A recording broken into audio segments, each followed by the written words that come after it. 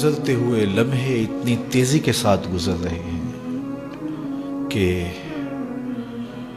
بس کروٹ بدلتے ہی زمانہ کہیں کا کہیں پہنچ چکا ہوتا ہے۔ جن ایام میں ہم نے آنکھ کھولی اور شعور کی منزلوں میں قدم رکھے،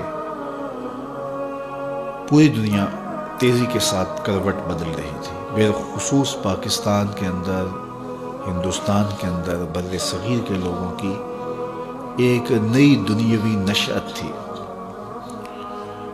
پرانی قدروں کی جگہ نئی قدریں متعارف ہو رہی تھی، خاندانی روایات ٹوٹ رہی تھی اور دنیا گلوبل ولیج بن رہی تھی۔ وہ کلچر، وہ تہذیب جو مخصوص علاقوں کا حصہ تھا، وہ دیہاتوں میں منتقل ہو رہی تھی۔ تو ہم نے اس مختصر عرصے میں بہت کچھ ٹوٹتے بنتے دیکھا ہے۔ آج سے صرف 30 سال پہلے یا 35 سال پہلے چلے جائیں، اور بالخصوص جو لوگ دیہاتوں میں رہے ہیں، اور اس وقت دور موجود کا کلچر اور 30-35 سال ماضی کا کلچر، اس کا موازنہ کریں تو ہم ایک دنیا سے دوسری دنیا میں منتقل ہو چکے ہیں۔ آج سے 35 سال قبل ہم ایک اور جہان میں تھے، جس میں قدریں اخلاق کی پامال نہیں ہوئی تھی، جس میں شرم و حیا کے جوہر موجود تھے، جس دور میں بیٹیاں برہنہ سر نہیں ہوتی تھی، جس دور میں نوجوانوں کی آنکھوں میں شرم و حیا کی بجلیاں تھیں۔ ایک شخص کی بیٹی پورے گاؤں کی بیٹی خیال کی جاتی تھی، سمجھی جاتی تھی، مانی جاتی تھی۔ ہم نے وہ لمحے بھی دیکھے ہیں جب بیٹیاں رخصت ہوتی تھی، پوری بستی آنسو بہاتی تھی۔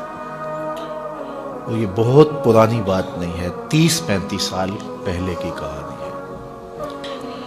آج نگاہیں آوارہ ہو گئیں، خیالات بے قابو ہو گئے، اور اس امت کا سب سے بڑا فتنہ مال ہے۔ تو مال کی خواہش نے قدریں چھین لی، رشتے چھین لیے، آرزوئیں جو کہ حسن اور جمال کی پیکر تھی، وہ تلخ رنگ میں رنگی گئی، اور ایک عجیب معاشرہ اور معاشرت تشکیل پا گئی۔ آج انسان کا دشمن ہو گیا ہے۔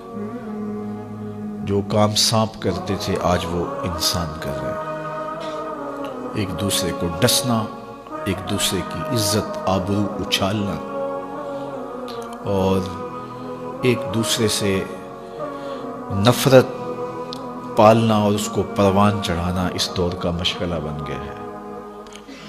تو جو ہی موسم بدلتے ہیں، رتیں تبدیل ہوتی ہیں، تو ماضی یاد آتا ہے، تو دل کتنا افسردہ ہو جاتا ہے۔ جنہوں نے وہ زمانہ نہیں دیکھا، ان کے لیے تو حالات اور طرح کے ہوں گے، اور جنہوں نے ماضی کی حسین قدریں دیکھی ہیں، ان کے لیے یقیناً یہ دور اتنا آسان دور نہیں ہے۔ لیکن مایوس نہیں ہونا چاہیے، اپنی زندگی کو اللہ اور اس کے رسول کے راستے پہ لگانے کی کوشش کرنی چاہیے، پاکیزہ ماحول کی تلاش میں نکلنا چاہیے۔ اچھا ماحول اچھائی کی قدریں اور اچھائی کی قوتوں کی نشت کا ذریعہ ہوتا ہے، اور برا ماحول اچھے لوگوں کو بھی برا بنا دیتا ہے۔